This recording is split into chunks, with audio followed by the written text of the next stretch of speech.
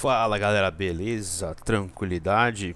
Estamos nós aqui para mais uma aula e essa é a primeira aula de duas que vai trabalhar com os grandes climas do globo. Para essa aula e a próxima aula, eu vou utilizar a própria apostila de vocês, certo? Então, a apostila é bastante ilustrativa, certo? Então nós não vejo a necessidade, não vi a necessidade de preparar um slide para isso. Então podemos usar a própria apostila para essa aula. Então recomendo que vocês abram a apostila aí na página 43, tá certo? Então são duas aulas, né? Nessa primeira aula a gente vai trabalhar com os climas frios e os climas mesotérmicos, certo? E na próxima aula nós vamos trabalhar com os climas quentes e a questão dos desertos, tá certo? Então vamos lá para o início da aula. A primeira coisa importante para a gente analisar seria esse mapa. Esse mapa ele vai trazer as faixas climáticas. Então, o principal fator aqui, ou variável, que vai delimitar as zonas climáticas, seriam os principais paralelos. Então, vamos destacá-los. Primeiramente, o Equador, certo? 0 graus. Depois, os dois trópicos, Câncer e Capricórnio.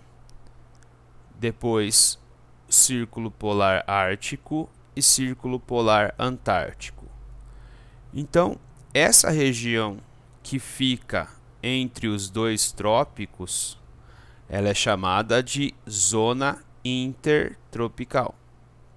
Então, a tendência pela latitude da temperatura dessa localidade ou dessa faixa climática é clima quente, clima tropical. Imagino que vocês tenham lembrado das aulas a respeito dos fatores climáticos, que cada lugar tem um clima singular, porque podem entrar aí nessa contabilidade outras variáveis ou outros fatores climáticos, certo? Enfim, de bate-pronto, podemos dizer que essa é uma faixa tropical, né, intertropical, e na linha do Equador, as áreas próximas à linha do Equador, nós temos clima equatorial. Essa faixa intermediária, ou seja, essa faixa que está entre o Trópico de Câncer e o Círculo Polar Ártico no norte, e o Trópico de Capricórnio e o Círculo Polar Antártico no hemisfério sul, essa região é chamada de mesotérmica. Meio, ok? Então, ou de clima temperado. Mas percebam, né, no hemisfério sul nós temos poucas áreas, né, emersas. O hemisfério sul é chamado de hemisfério das águas. Então, são poucas áreas de clima temperado no hemisfério sul. Ao contrário, no norte, temos muitas áreas, certo? A América do Norte, boa parte dela, né, está numa faixa mesotérmica. E a Europa e a Ásia também. Então, a principal faixa de terra europeia está dentro da área mesotérmica ou de latitude média. Então, você pode chamar essa faixa de terra de mesotérmica, de temperada ou de latitude média. E essa faixa de terra de latitude baixa, de área intertropical e área equatorial, essa área que toca bem próxima de 0 grau, 0 até 10 graus norte e sul.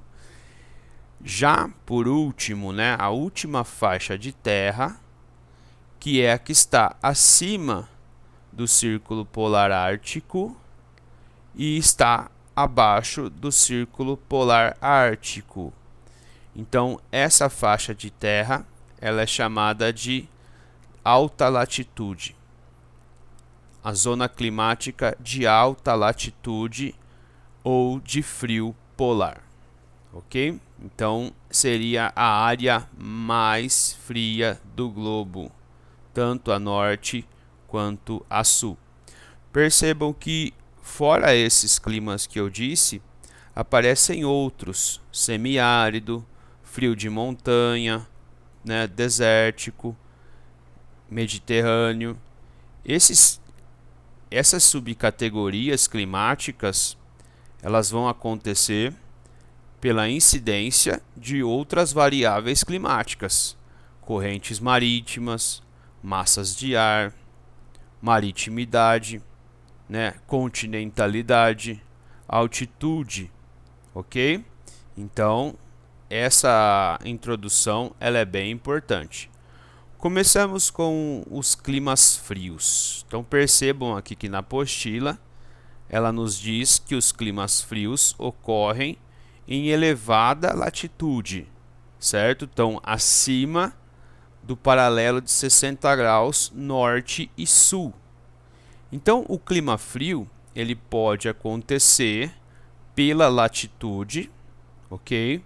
Nessa faixa que a gente está vendo aqui, ok? Mas ele pode também acontecer por conta da altitude, como nós vamos ver, ok? A primeira categoria aqui, então, né? Clima polar. E o interessante é que a gente vai fazer essa análise e vai trabalhar com os climogramas, tá certo? O clima polar, como o nome já diz, são o clima dos polos. Eles vão estar entre 75 graus e 90 graus de latitude, seja ela norte ou seja ela sul, ok? Então, é a área da Terra que recebe a menor insolação. E não se esqueçam que os raios solares eles nunca vão, né, incidir de forma frontal. Ele sempre vai ter que realizar uma trajetória maior. Então, perde-se energia, perde-se calor, ok? Então, no inverno, nós temos aí, né, nos polos, dias com 24 horas de noite. E depois também no verão temos 24 horas de sol, tá certo? Então, a temperatura sempre muito baixa e pouca precipitação, certo? Então, a região, a localidade, ela dificulta a ocorrência de chuvas, né? Por não ter um encontro de massas, né? Os ventos oriundos da baixa pressão, eles vão atingir mais ou menos até a região de 66 graus, tanto norte como sul. Então, dificilmente temos chuvas. O primeiro climograma que a gente vê aqui é um climograma de Upernavik, na Groenlândia. Né? Groenlândia, que seria aquele território próximo do Canadá que pertence à Dinamarca. Veja, aqui nessa parte do gráfico nós temos a precipitação. Nessa parte à direita nós temos a temperatura. Aqui nós temos os meses, certo? E aqui a ocorrência de chuvas, as coluninhas nos mostram a ocorrência de chuvas e, né, a linha vermelha a variação da média da temperatura, a temperatura média. Então percebam a seguinte coisa, né? A amplitude, sempre nós vamos ver um climograma, é sempre importante que a gente veja a amplitude térmica. O que seria a amplitude térmica? Já que o climograma ele é um climograma, né, de uma cidade, de um país, e ele está trazendo os meses, a amplitude térmica é a variação entre a menor média e a maior média de temperatura. Então, dada a variação né, nós temos uma pequena, uma média ou uma alta amplitude térmica, certo? Também podemos medir a amplitude térmica de um dia. Por exemplo, nós estamos aqui no final do inverno, os dias já estão quentes, de madrugada chega a fazer 16 graus, 17 graus, e de dia chega quase a fazer 38, 37 graus. Então são 20 graus de diferença. Essa é a amplitude térmica. É a variação entre a menor e a maior temperatura. Então percebam que Upernavik, Groenlândia, ela está no hemisfério norte. Então janeiro, dezembro, fevereiro é inverno. Então veja que a temperatura média chega a -10, né, no inverno. E aí junho, julho, que é o verão, a média chega, né, aqui a mais ou menos 15 graus. Então nós temos uma amplitude por volta aí de 20 a 25 graus de diferença entre, né, a média climática do verão e a média climática do inverno. Então é uma média a alta amplitude térmica. Eis aqui uma foto de Upernavik na Groenlândia, certo? Agora vamos para o clima de montanha. Lembrem-se que quando nós trabalhamos com os fatores climáticos, eu disse a vocês, né, e foi até objeto de questão da nossa prova, eu disse a vocês que o principal fator climático é a latitude, certo? A latitude, ela vai dar a tendência do clima. Entretanto, existem algumas variáveis ou fatores que podem minimizar, principalmente um, e essa variável seria a altitude. Então, no clima de montanha ou de altitude, nós podemos ter lugares que estejam numa latitude baixíssima, 0, 5, 10 graus. Mas com elevada altitude, nós vamos ter cada vez mais o esvaziamento, né, do fator latitude. O esvaziamento é um termo que eu estou usando aqui, certo?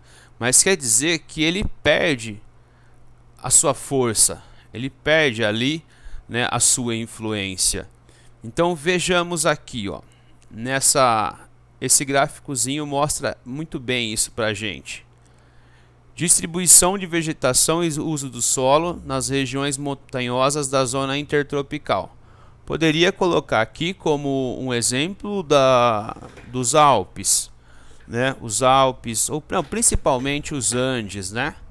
Então, os Alpes não, né? Os Alpes estão numa área mesotérmica, mas a questão intertropical, né? Então seria os Andes. Veja, na parte baixa você vai ter as terras quentes. E essas terras quentes, né, nós vamos ter florestas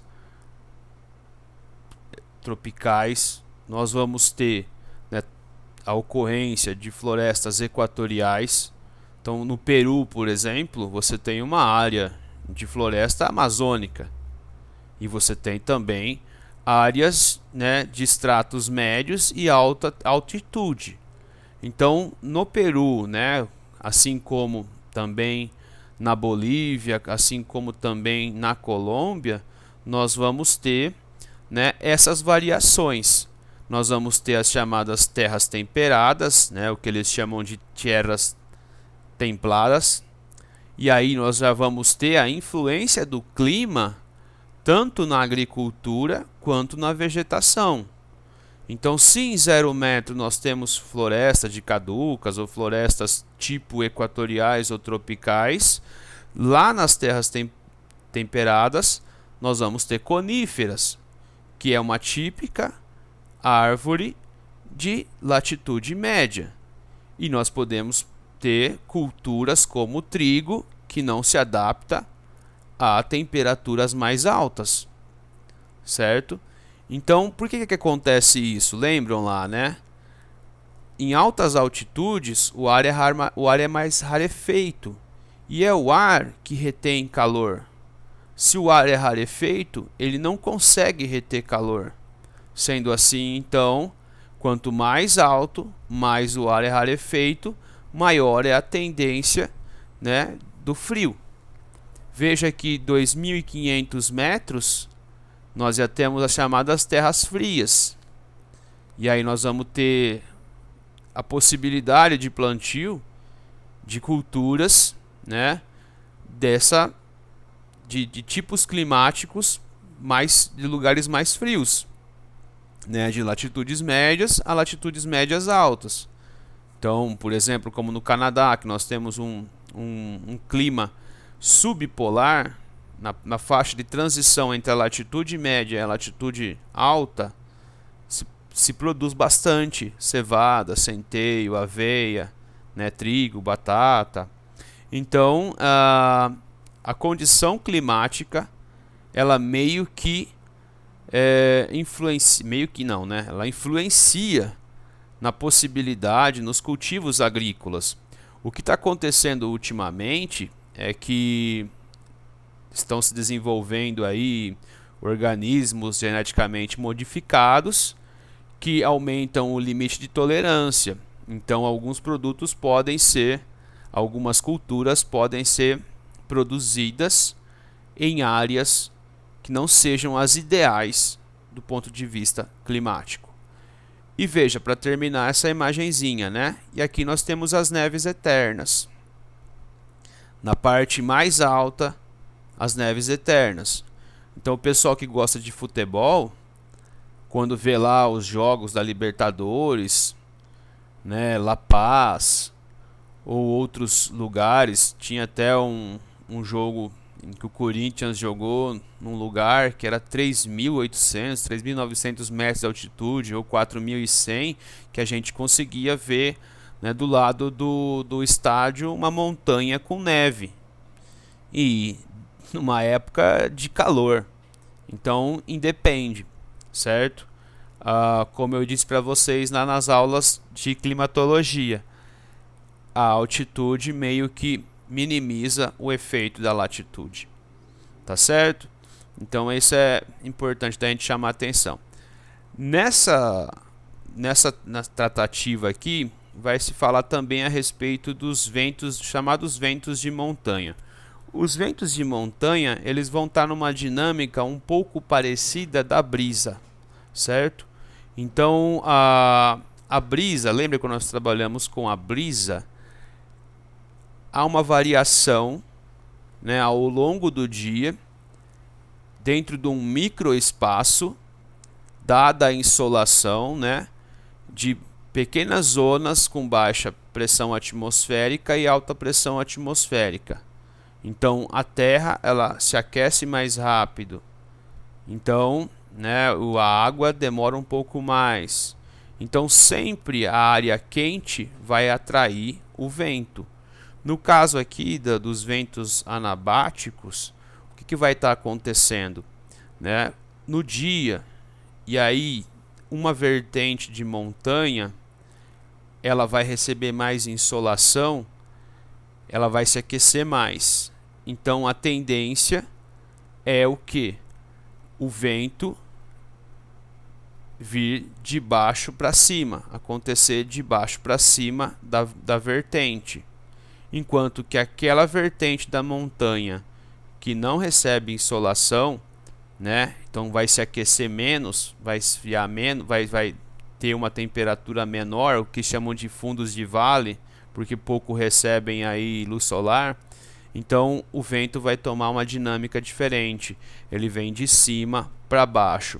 Então tem relação com a questão da pressão atmosférica, né? Não se esqueçam que os ventos de convecção, eles são ventos de baixo para cima, e os ventos de alta pressão atmosférica, os chamados anticiclonais, eles vêm de cima para baixo a partir de uma ação centrífuga, tá ok?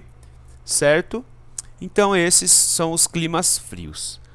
Quanto aos climas mesotérmicos, né? Aqueles climas que, como vimos, estão numa faixa climática intermediária, tá? A média latitude. Então eles vão estar aí entre, né, 21 graus até 66 graus mais ou menos, né? Então vamos ver aqui várias subcategorias. Em geral, antes da gente começar a trabalhar com as subcategorias, é nos climas mesotérmicos que vocês vão ter as 4 estações bem definidas, né? Quando a gente está vendo, por exemplo, um país europeu, quando é inverno, neva, quando é verão, faz muito calor, né? O outono, a temperatura cai, as folhas caem, né? A primavera começa a aquecer a temperatura, começa a florescer as árvores, começa a derreter o gelo, né, dos estratos baixos das montanhas, enfim, né? São lugares em que as estações são bem definidas. Vejamos aqui o primeiro, né, climograma da subcategoria clima temperado continental. Então veja, ó, aqui nós temos a principal categoria, clima temperado, e aqui nós temos uma subcategoria, continental. Significa, o que a gente tem que deduzir? Se esse lugar é de clima temperado e continental, significa que ele está dentro do continente. Ele está bem dentro do continente, ele não está próximo de uma área de litoral. Então, a continentalidade é um fator que vai exercer forte influência. E como nós vimos lá na aula de climatologia, a continentalidade ela se faz notar pela grande amplitude térmica. Logo, nós temos em algumas épocas do ano, né, por exemplo, no verão, uma temperatura mais elevada, mas quando nós temos o inverno, a temperatura cai muito, ok? Então veja aqui no caso de Moscou, Rússia, que fica a 55 graus de latitude norte. Olha só a temperatura média. No inverno em Moscou chega a ter média de -10. A média, gente, é uma conta, como vocês sabem muito bem, melhores do que eu. Significa que a temperatura ela pode chegar a menos do que isso, e ela chega a menos que isso, tá? Só que a média é uma contabilidade, né? Ela envolve uma conta, como o nome já diz, ela vai ser uma média. Então ela vai tirar os extremos e ela vai buscar ali um número mais síntese. Então nós temos -10 no inverno e podemos ter 20 no verão. Mas como eu digo, não significa que nunca a temperatura passa de 20 graus em Moscou. Ela passa alguns dias do ano, né? Alguma massa quente chega. Mas veja, são quase 30 graus de diferença entre o verão e o inverno. Então nós temos uma alta amplitude térmica, tá certo? Clima temperado oceânico. Então veja, né? Se o de cima é clima temperado continental, influência da continentalidade, nesse caso aqui nós temos a influência, né, do oceano, do mar. E a cidade escolhida para tal foi Brest, na França. Então veja que, né, a gente trabalhou lá na aula de climatologia e percebeu que o efeito da maritimidade ele vai estabilizar a temperatura. Nós teremos poucas variações na média climática, né, se você tem em conta os meses do ano. Então nós podemos ver isso por aqui, ó. Brest fica pertinho do mar. Nós temos uma baixa amplitude térmica, Veja que no inverno faz aí uma temperatura um pouco abaixo de 10 graus. E no verão a média não chega a 20, certo? Então é uma temperatura mais equilibrada. Percebam, né, tanto aqui como aqui, chuvas o ano todo. São chuvas frontais. Não é um volume alto de chuvas, só que são chuvas constantes, certo? Tranquilo? O clima subtropical. O clima subtropical, como o nome já diz, ele vai estar um pouco desgarrado da faixa tropical. Ele já, por exemplo, no caso do Brasil, né, nós temos o Trópico de Capricórnio passando aí perto da fronteira entre São Paulo e Paraná. Então se fala que a região sul do Brasil é uma região de clima subtropical preponderante. Então significa que são lugares próximos ao trópico, mas eles estão abaixo do trópico. Então já é uma transição de um clima tropical para um clima mesotérmico ou temperado. E aqui nós podemos constatar isso, né? Em Charleston, na Carolina do Sul, veja que a média climática ela já é muito maior do que as outras que nós vimos, certo? Ela sai aqui de 10 e ela quase chega a 30, com uma precipitação bem maior, ok? Então aqui nós vemos já a influência da latitude tropical, de uma latitude mais baixa. Então olha aqui, ó, enquanto que Brest está a 48 graus de latitude, Charleston está a 32 e a Moscou a 55 graus. Ok? Então mostra que é uma latitude mais baixa em comparação com as outras cidades, tá certo? Passemos para o clima mediterrâneo. O clima mediterrâneo, lógico, ele faz uma alusão ao mar Mediterrâneo. Então é um clima que acontece bastante nesses lugares. Nesse lugar aqui, ó, toda a orla do Mediterrâneo tem esse tipo de clima. Mas outros lugares também apresentam esse tipo de clima mediterrâneo. A Califórnia, a Austrália Oriental, a parte sul da África do Sul, certo? Qual que seria a característica do clima mediterrâneo, né? Seria verões secos, certo? Verões bem secos e invernos chuvosos.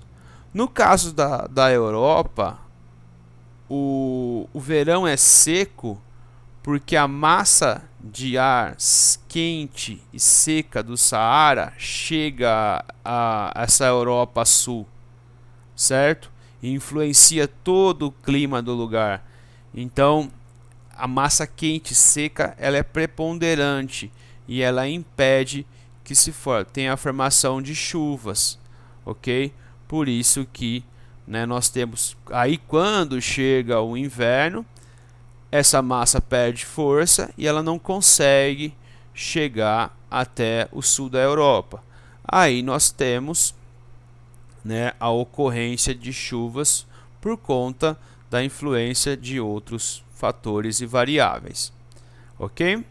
O exemplo aqui é Monte Rey, no México, na Califórnia, perdão. Monte Rey também tem no México, certo? Mas aqui o que está retratado é a Califórnia.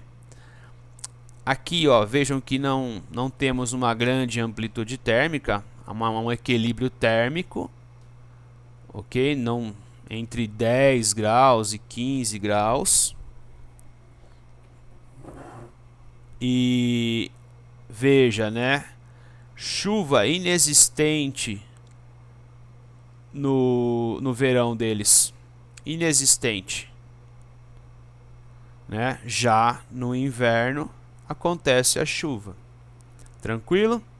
E para fechar nossa aula de hoje, vamos trabalhar com o clima temperado, frio ou subpolar. Então perceberam que em Charleston era subtropical, né? Aqui é subpolar. significa que nós já estamos numa transição de um clima mesotérmico para um clima polar. Por isso que ele é chamado de subpolar. Percebam que chuvas baixa ocorrência, né? Baixíssima ocorrência, vai acontecer no caso de Vermilion, Alberta, Canadá, justamente aqui no verão. No inverno é quase inexistente a chuva.